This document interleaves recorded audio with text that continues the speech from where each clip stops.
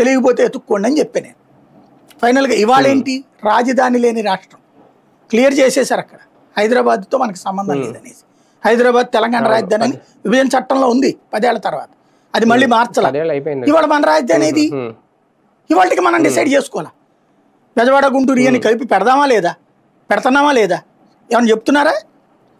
రోజు అమరావతి రాజధాని ఎక్కడా, స్టిల్ నో ప్రజలు మోసం చేయడమే. ఇవాళ నిజమైన రాజధాని లేని రాష్ట్రం మనం. రాజధాని ఎక్కడా, బెజవాడ, గుంటూరా, వెలగపూడా, ఉండవల్లె, ఉలవపాడ, ఏంది అది రాజధాని?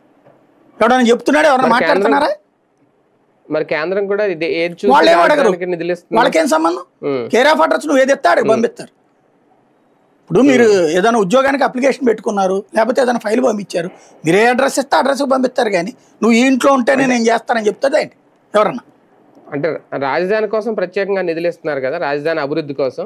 అది అమరావతి రాజధాని అని చూసిస్తున్నారా? అది వీళ్ళు ఎక్కడికి పెట్టుకోవాలని వీళ్ళు ఇష్టం. ఇప్పుడు జగన్ ఉన్నప్పుడు కూడా ఇచ్చారు, అది వైజాగ్ పెట్టుకున్నాడు అతను.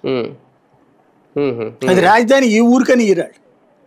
ముందు మనం చట్టబద్ధం ఇప్పుడు నేను చెప్పడం కాదు కదా, వీళ్ళే చెప్పారు కదా చట్టబద్ధత చేయాలని అడుగుతున్నారు అమరావతి రైతులని. చట్టబద్ధత ఏమైనా చేశారా? Still now. పోనీ అమరావతి రాజధాని విజయవాడ గుంటూరు ఇవన్నీ కలిపితే ఏమైనా చేశారా? గెజెట్, మున్సిపాలిటీ రద్దు చేశారా? పంచాయతీలు రద్దు చేశారా? కార్పొరేషన్లు రద్దు చేశారా? వీటన్నిటి కలిపి ఒక నగరంగా